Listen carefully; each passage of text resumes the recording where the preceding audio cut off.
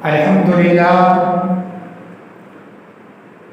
لله وكفى وسلام على عباده الذين اصطفى أما بعد قال النبي صلى الله عليه وسلم الإمام العادل وشاب نشأ في عبادة ربه ورجل قلبه معلق في المساجد او كما قال علیہ الصلوۃ والسلام۔ معزز سامعین اکرام اور حاضرین مسجد، پچھلے جمعہ کو ہمارے سامنے باتیں آئی تھی اور ایک حدیث مبارکہ آپ لوگوں کے سامنے پڑھا گیا، جس کے اندر اللہ کے نبی صلی اللہ علیہ وسلم نے فرمایا کہ 7 قسم کے ایسے لوگ ہیں جن کو اللہ تبارک و تعالی عرش الہی کا سایہ عطا کرے گا، یعنی کل قیامت کے دن میدان محشر میں سخت گرمی اور دھوپ کی تپش سے لوگ پریشان ہوں گے، لیکن ایسے حالات میں بھی اللہ تبارک و تعالی چند قسم کے لوگ ایسے ہیں جن کو اپنے عرش کے سائے میں جگہ عطا فرمائے گا۔ ان میں سے پہلے قسم کا بیان ہوا تھا اور دوسرے قسم کا بیان ہو رہا تھا کہ دوسرے قسم کے وہ لوگ ہیں جن کے بارے میں اللہ کے نبی پاک صلی اللہ علیہ وسلم نے فرمایا وَشَابٌ نَشَأَ فِي عِبَادَةِ رَبِّهِ، کہ وہ نوجوان، ایسا نوجوان جس نے اپنے رب کی عبادت میں پرورش پائی ہو، یعنی رب کی عبادت کے اندر اس کی پرورش ہوئی ہو، اس کی جوانی اپنے رب کو راضی کرنے میں گزری ہو، تو ایسے نوجوان کو بھی اللہ تبارک و تعالی اپنے عرش کا سایہ عطا فرمائے گا۔ چند مثالیں میں آپ کے سامنے دی تھی کہ اللہ تبارک و تعالیٰ کے ایسے نوجوان بندے بھی اس روئے زمین کے اوپر ہے جو جوانی سے ہی، جوانی کے عالم میں ہی اپنے رب کو راضی کرنے میں لگ جاتے ہیں۔ چنانچہ حضرت فقیہ ابو اللیث سمرقندی رحمۃ اللہ علیہ نے اپنی کتاب تنبیہ الغافلین میں حضرت عبد الواحد بن زید کے حوالے سے ان کا بیان نقل فرمایا ہے کہ حضرت عبد الواحد بن زید رحمۃ اللہ علیہ میرے والد کے سامنے اپنا بیان کر رہے تھے اور وہ یہ کہہ رہے تھے کہ ایک مرتبہ ہم لوگ رومیوں سے جنگ کے لیے تیاری کر رہے تھے اور ان کی جنگ کی تیاری ہو رہی تھی، اسی درمیان کسی شخص نے ایک شخص کے سامنے، یعنی ایک ایسا نوجوان شخص تھا جن کی عمر ماتر 15 سال کی عمر تھی اور اس کو وراثت کے اندر بہت سارا مال و دولت ملا تھا، تو کسی شخص نے اس کے سامنے قرآن کریم کی یہ آیت کریمہ پڑھی ان اللہ اشتری من المؤمنین انفسهم واموالهم بان لهم الجنہ۔ اللہ اس آیت کے اندر فرماتا ہے کہ اللہ تبارک و تعالی مومنوں سے اس کی جان اور اس کے مال کے عوض مومنوں کی جان اور اس کی مال خرید لیتا ہے اللہ تبارک و تعالی، اس عوض کے بدلے میں خریدتا ہے کہ اللہ تبارک و تعالی اسے جنت عطا کرے گا۔ وہ نوجوان حضرت عبد الواحد بن زید رحمۃ اللہ علیہ کے پاس آتے ہیں اور کہنے لگتے ہیں اے عبد الواحد بن زید، تم گواہ رہو، میں اپنا سارا مال و دولت جو مجھے وراثت کے اندر ملا ہے، میں وہ سارا مال و دولت اللہ کے راستے میں قربان کرتا ہوں اور اللہ کے لیے وقف کرتا ہوں، اور میری جان کی بات تو میں آپ لوگوں کے ساتھ اللہ کے راستے میں نکلتا ہوں اور میدان کارزار میں جانا چاہتا ہوں۔ چنانچہ حضرت عبد الواحد بن زید فرماتے ہیں کہ وہ نوجوان ہم لوگوں کے ساتھ ہو لیا اور میدان کارساز کے اندر جاتا ہے اور جواں مردی کے ساتھ وہ دشمنوں کا مقابلہ کرتا ہے، پھر اچانک سے وار کھانے کے بعد وہ زمین پر گر پڑتا ہے، اتفاق سے میرا گزر ہوتا ہے اس راستے سے تو میں کیا دیکھتا ہوں کہ وہ نوجوان خون کے اندر لبت ہے اور مسکراتا ہوا اپنی جان نچھاور کر دیا اور اپنے مالک حقیقی سے وہ نوجوان جا ملا اور مسکراتا ہوا دنیا سے رخصت ہو گیا۔ تو ایسے نوجوان بھی ہے جو اپنا مال اور اپنی جان اللہ کے راستے میں نچھاور کر دیتا ہے اور مسکراتے ہوئے اپنی جان کا نذرانہ پیش کرتا ہے، ذرہ برابر بھی گریز نہیں کرتا۔ ایسے نوجوان کے بارے میں ہی اللہ کے رسول صلی اللہ علیہ وسلم نے فرمایا کہ کل قیامت کے دن اللہ تبارک و تعالی اپنے عرش کے سائے کے اندر جگہ عطا فرمائے گا۔ امام غزالی علیہ رحمہ نے مکاشفۃ القلوب کے اندر ایک واقعہ نقل فرمایا ہے۔ امام غزالی علیہ رحمہ نقل کرتے ہیں کہ ایک نوجوان تھا جو غلام تھا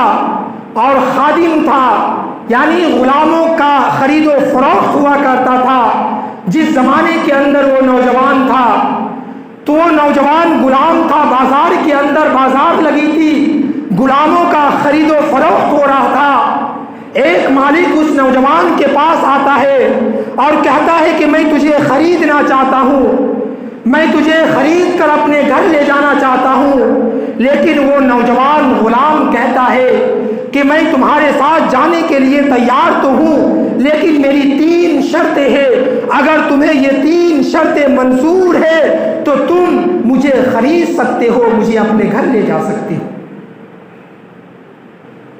اس کا مالک کہنے لگتا ہے کہ بتاؤ وہ 3 شرطیں تمہاری کیا ہے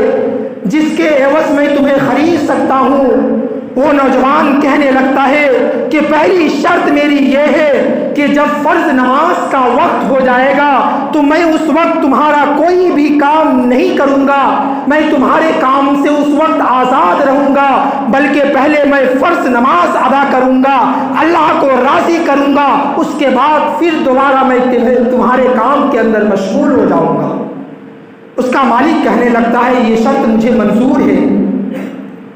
پھر وہ شخص کہتا ہے کہ دوسری شرط تمہاری کیا ہے؟ تو وہ نوجوان کہنے لگتا ہے کہ دوسری شرط میری یہ ہے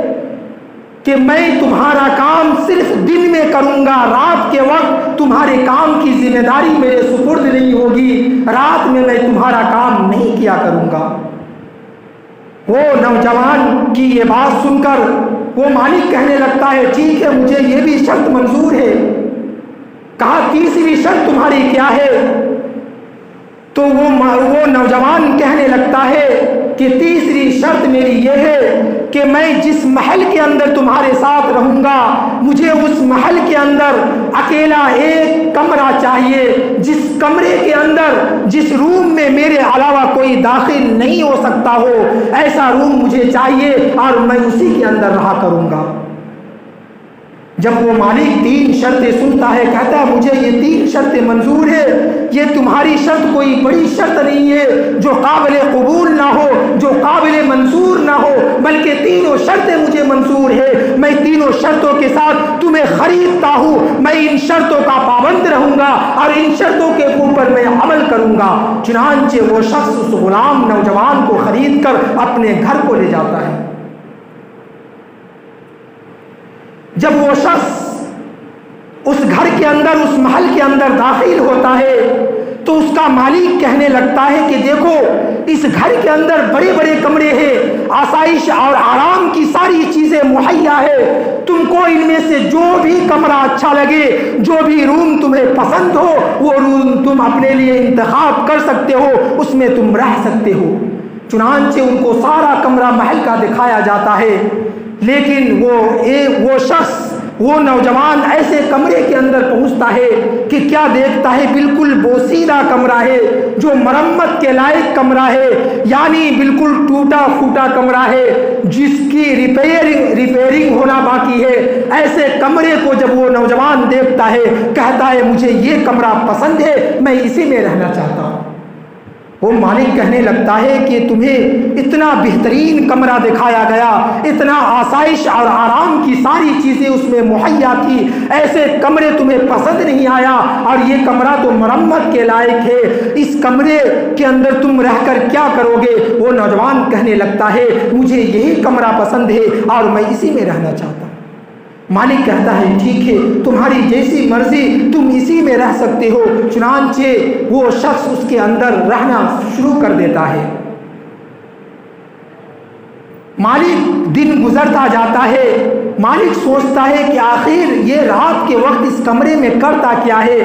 آخر اس کو دیکھا بھی تو جائے یہ کہ اس کمرے کے اندر یہ شخص کیا کرتا ہے۔ چنانچہ جب اس کا مالک کھڑکی سے جب اس کو جھانکتا ہے، دیکھتا ہے، دروازے کے پاس آتا ہے، اور جب وہ دیکھتا ہے تو کیا دیکھتا ہے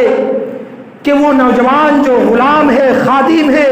وہ نوجوان مسلح کے اوپر کھڑا ہوا ہے اور اپنے رب سے فریادیں کر رہا ہے، اپنے رب سے یہ التجا کر رہا ہے، اے میرے مالک، اے میرے مولا، اگر مجھے دنیا کے مالک کی خدمت میرے ذمے نہ ہوتی، اگر مجھے یہ خرید کر نہ لاتے اور اس کی خدمت میرے ذمے نہ ہوتی تو اے اللہ میں تجھے ہر وقت یاد کیا کرتا، دن میں بھی تجھے یاد کرتا، رات کی تنہائی میں بھی تجھے یاد کرتا، اور تیرے ہی سامنے ہر وقت گر گراتا اور تیرے سامنے ہر وقت کھڑا رہتا۔ جب وہ مالک یہ سارا منظر اپنی آنکھوں سے دیکھتا ہے، اپنی بیوی کو بلاتا ہے اور اسے بھی یہ سارا منظر دکھاتا ہے کہ دیکھو یہ غلام جو ہے، جو خادم ہے، یہ خادم اللہ کا کتنا مقبول بندہ ہے، اللہ کا کتنا پسندیدہ بندہ ہے، اللہ کے سامنے دن کے اندر میرا کام کرتا ہے، رات میں اپنے رب کو راضی کرتا ہے اور رات بھر اللہ کی عبادت میں لگا رہتا ہے۔ وہ مالک زار و قطار رونا شروع کر دیتا ہے، اس کی بیوی بھی رونا شروع کر دیتی ہے۔ جب صبح ہوتا ہے وہ اپنے خادم غلام کو بلاتا ہے اور کہتا ہے کہ اے غلام، آج سے تم میری طرف سے آزاد ہو، آج سے تم آزاد ہو، تم جاؤ اور اپنے مالک حقیقی کی عبادت کرو، دن میں بھی کرو، رات میں بھی کرو۔ چنانچہ جب وہ یہ جملہ سنتا ہے وہ آسمان کی طرف اپنے سر کو اٹھاتا ہے، اللہ کے سامنے یوں ہاتھ پھیلاتا ہے اور کہنے لگتا ہے اے اللہ، یہ تیرے اور میرے درمیان ایک راز کی بات تھی جسے تو جانتا تھا اور میں جانتا تھا، دنیا کا کوئی شخص نہیں جانتا تھا، لیکن آج جب تو نے راز کو فاش کر دیا، آج دنیا والے بھی مجھے جان گئے کہ میں تیری عبادت میں لگا رہتا ہوں، تیری عبادت میں مشغول رہتا ہوں۔ اے اللہ، میں اس دنیا میں اب جینا نہیں چاہتا۔ چنانچہ اس کا مالک فرماتا ہے کہ اچانک سے اس کی ایک چیخ نکلتی ہے اور زمین پر گر پڑتا ہے اور اس کی روح پرواز ہو جاتی ہے۔ تو ایسے نوجوان بھی اس دھرتی کے اوپر جنم لیے ہیں، ایسے نوجوان بھی اس روئے زمین کے اوپر اپنی زندگی کو گزارے ہیں جو اللہ کی عبادت میں ہمہ وقت مشغول رہا کرتا تھا۔ لیکن آج ہماری اور آپ کی جوانی ہے کہ اس جوانی کے اندر ہم سے اور آپ سے 5 وقت کی نماز بھی پابندی سے ادا نہیں ہو پاتی۔ آج ہم طرح طرح کے بہانے کر دیتے ہیں، کبھی ٹائم کا بہانہ، کبھی بیماری کا بہانہ،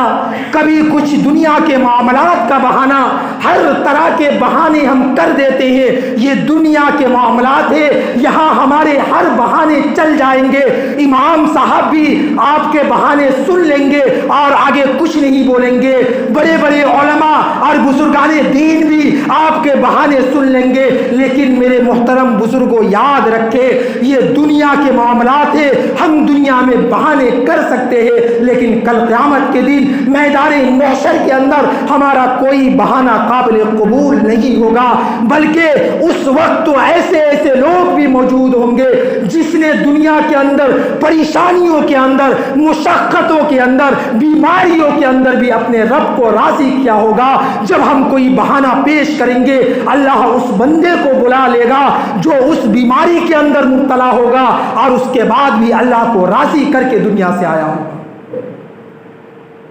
اس لیے یہ دنیا ہمیں دھوکہ دے رہی ہے اور ہم اس دھوکے کے اندر اپنی زندگی کو گزارتے چلے جا رہے ہیں اور ہمیں ذرہ برابر بھی فکر نہیں ہوتی کہ آخر یہ دنیا کب تک ہمارے ساتھ ہے، کب تک ہم اس کے اندر اپنی زندگی گزارتے رہیں گے۔ ہم کوئی دائمی طور پر اس کے اندر زندگی گزارنے نہیں آئے بلکہ ایک عارضی طور پر زندگی گزارنے آئے ہیں۔ ہمیں اس دنیا کو چھوڑنا ہے۔ ایک مسافر جب سفر کرتا ہے تو سفر کو جاتا ہے تو وہ سفر کے بارے میں سوچتا ہے، لیکن وہ سفر کے اندر ہی اپنی زندگی کو گزارنے کے بارے میں نہیں سوچتا بلکہ اس کی منزل کچھ اور ہوتی ہے۔ اسی طرح ہم اور آپ ایک سفر کے اندر آئے ہیں، ہماری منزل کچھ اور ہے، لیکن یہ دنیا کا دھوکہ اور دنیا کی رنگینی ہمیں اس منزل سے غافل کر رکھا ہے اور ہم اس منزل کے بارے میں سوچتے نہیں کہ ہماری منزل مقصود کہاں تک ہے۔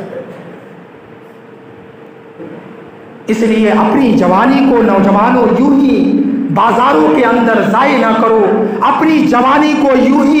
بال بچوں اور بیوی گھر والوں کے اندر ضائع نہ کرو، بلکہ اس جوانی کا حساب لیا جائے گا، اس جوانی کے بارے میں پوچھا جائے گا، قیامت کے دن الگ سے سوال کیا جائے گا اس جوانی کے بارے میں۔ اس وقت ہمارے اور آپ کے پاس کوئی جواب نہیں ہوگا۔ اس لیے اپنی جوانی کو اللہ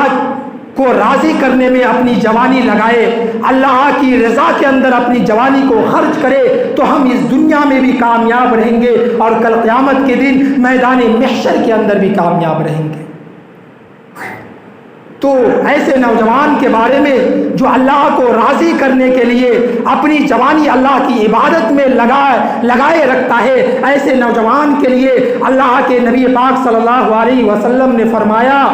کہ وَشَابٌ نَشَأَ فِي عِبَادَةِ رَبِّهِ، کہ ایسے نوجوان کو اللہ تبارک و تعالیٰ اپنے عرش کا سایہ، اپنے عرش کے اندر سایہ عطا فرمائے گا۔ تیسرے نمبر پہ جو اللہ کے نبی صلی اللہ علیہ وسلم نے فرمایا،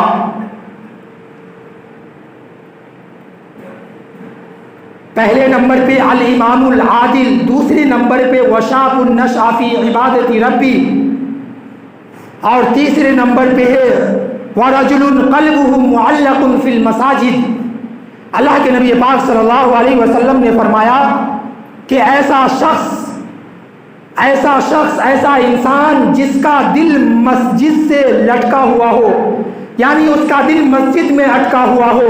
یعنی انسان ایک نماز پڑھ کے آیا پھر دوسری نماز کی فکر میں ہو کہ کب اذان ہوگی، کب نماز کا وقت ہوگا اور میں مسجد کو جا کر نماز ادا کروں گا، تو ایسے شخص کے بارے میں بھی اللہ کے نبی پاک صلی اللہ علیہ وسلم نے فرمایا کہ اسے اللہ تبارک و تعالیٰ اپنے عرش کے اندر جگہ عطا فرمائے گا۔ اللہ کے نبی پاک صلی اللہ علیہ وسلم نے جو شخص مسجد میں آ کر نماز جماعت کے ساتھ نماز پڑھتا ہے اس کی بڑی فضیلت بیان کی ہے۔ بخاری شریف کے اندر ایک روایت ہے جن کے راوی حضرت عبداللہ بن عمر رضی اللہ تعالیٰ عنہ ہے، وہ فرماتے ہیں کہ اللہ کے نبی پاک صلی اللہ علیہ وسلم نے فرمایا، اللہ کے نبی پاک صلی اللہ علیہ وسلم نے فرمایا کہ انسان اپنے گھر کے اندر جو نماز ادا کرتا ہے اور ایک انسان جو مسجد کے اندر ایک نماز ادا کرتا ہے تو اللہ تبارک و تعالیٰ اس سے 27 درجہ افضل وہ نماز ہے جو مسجد کے اندر جماعت کے ساتھ ادا کیا جائے، یعنی گھر میں نماز ادا کرنے سے 27 درجہ برتر ہے، اعلیٰ ہے کہ انسان اپنے گھروں کے اندر اپنے مسجدوں میں امام کے ساتھ جماعت کے ساتھ نماز ادا کرے۔ اور دوسری روایت کے اندر ہے، بخاری شریف کی ہی روایت ہے، حضرت ابو ہریرہ ان کے راوی ہے، وہ فرماتے ہیں کہ اللہ کے نبی صلی اللہ علیہ وسلم نے فرمایا کہ 25 درجہ بہتر ہے، افضل ہے کہ انسان مسجد میں آ کر نماز ادا کرے، یعنی ایک نماز مسجد میں ادا کرے اور گھر کے اندر 25 نمازیں ادا کرے تو وہ اس سے افضل ہے جو مسجد میں آ کر ایک نماز ادا کرتا ہے جماعت کے ساتھ۔ تو جماعت کے ساتھ نماز ادا کرنے کی بڑی فضیلت آئی ہے، اس لیے انسان کو ہر وقت مسجد کی فکر ہونی چاہیے کہ مسجد میں نماز کا وقت کب ہو رہا ہے۔ انسان اگر کسی مجبوری کے اندر ہے تو ہم گھر کے اندر مجبوری میں نماز ادا کر سکتے ہیں، لیکن نماز جماعت کے ساتھ ادا کرنے کی کوشش کریں۔ اسی وجہ سے جماعت کی نماز اگرچہ امام ابو حنیفہ رحمۃ اللہ علیہ کے سامنے ان کے نزدیک سنت مؤکدہ ہے، انہوں نے سنت قرار دیا ہے، لیکن بعض اماموں کے نزدیک جماعت کے ساتھ نماز پڑھنا واجب قرار دیا گیا ہے۔ اس لیے اللہ کے نبی صلی اللہ علیہ وسلم نے فرمایا کہ وہ شخص جس کا دل مسجد میں اٹکا ہو، مسجد سے لگا ہو اور یہ فکر میں رہتا ہو کہ کب نماز کا وقت ہوگا اور میں نماز کے لیے جاؤں گا، اس کے لیے اللہ کے نبی صلی اللہ علیہ وسلم نے فرمایا کہ اسے بھی اللہ تبارک و تعالیٰ اپنے عرش کے سائے میں جگہ عطا فرمائے گا۔ وقت بھی زیادہ ہو رہا ہے، انشاءاللہ باقی اور بھی جتنے قسم کے لوگ ہیں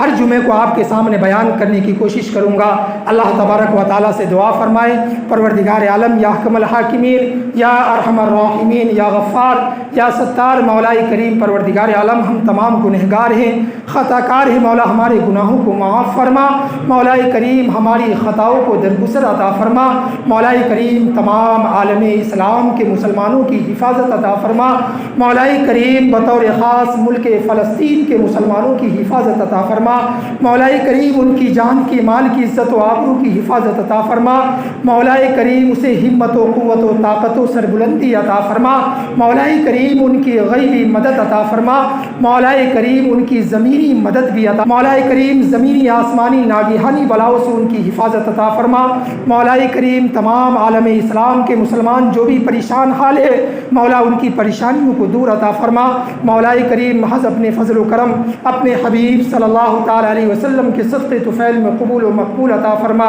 اللہم ربنا تقبل منا انکا انت السمیع العلیم وتب علینا انکا انت التواب الرحیم، وصلی اللہ تعالی علی خیر خلق محمد وآلہ واصحابہ وازواجہ وذریاتہ واہل بیتہ اجمعین برحمتک یا